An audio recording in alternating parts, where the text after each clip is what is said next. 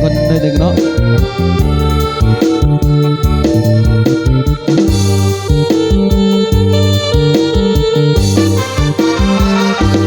เมื่อท่านทั้งสองสมปองเป็นคู่กันแล้วได้เป็นผัวทิพย์อยากแก้วแน่แล้วเพื่อความสุขสันต์วางมอบชีวิตจิตใจไว้อกเดียวกันต่างก็ศรัทธายึดมั่นไม่ฝันถึงวันวิวาห์พ่อแม่ญาติมิตรต่างขีดสวยเติมเสริมสร้างบังเป็นพลาทุกอย่างให้สมดังปรารถนาให้คู่สมรสสมหักสมดักอุลาพ่อแม่เพื่อนฟุงทนต่างก็มาให้ไว้พรใจจบของหักให้ยืนยาวมาอย่าเป้ฝันจนวันแก่เท่าลงไปทรัพย์สินเงินทองขอจงเลี้ยงน้องหลั่งไหลแม้นเกิดเป็นลูกหญิงชายให้เลิศด้วยปาฏิภาณบาดนี้ทั้งสองสมปองเป็นคู่กันแล้วได้เป็นผัวที่เพียงแก้วแน่แล้วเพื่อความสุขสันต์เป็นยามพังภาพผิดไปอภัยให้กันดวงใจสองจงยึดมั่นต่อคำควรผัวเดียวเมียเดียว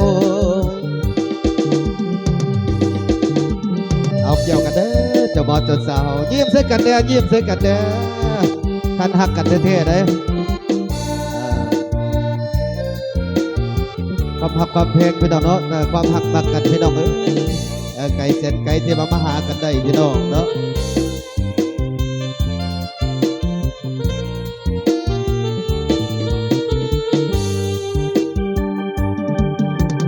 จบของหักหายยืนยาวมาอย่าเป้ฝันจนวันแก่เท่าลงไปทรัพย์สินเงินทองขอจงเลี้ยงน้องหลั่งไหลแม้นเกิดเป็นลูกหญิงชายให้เลิศด้วยปาฏิภาณบาดนี้ทั้งสองสมปองเป็นคู่กันแล้วได้เป็นผัวทิพย์ยามแก้วแน่แล้วเพื่อความสุขสันต์เป็นยามพังภาพผิดไปอภัยให้กันดวงใจสองจงยึดมั่นต่อคำควรผัวเดียวเมียเดียว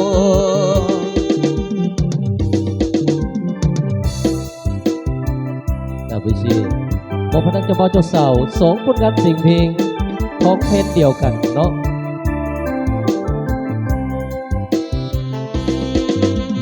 เมื่อท่านทั้งสองมีความหมายปองของใจเป็นหนึ่งด้วยความหักสุดซึ้งยืนยันว่าสองหมายปองเป็นคู่สู่ชีวิตทั้งสองหวังรวมเป็นทองแผ่นเดียวคงอยู่สู่ชีวิตอดสู้จะอยู่ด้วยกันจนวันแก่เท่ายินดีที่มีงานวิวาห์ลุงตาต่างก็มาทางนั้นมาร่วมใจกันสร้างฝันให้ท่านสุขสมขอให้ท่านทั้งสองจงคงหาถ้าเคยยืนยาวมันขอให้ท่านทั้งสองอย่าแปรผันจนจังหวังแก่เจ้าลงไปเงินทองเกียรติศักดิ์ศรีหรือการถ้านึกสิ่งใดสมปรารถนาทั้งพา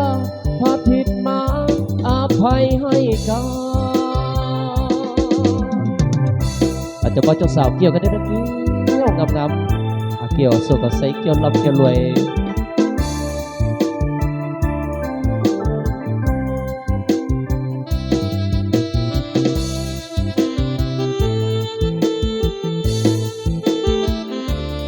เ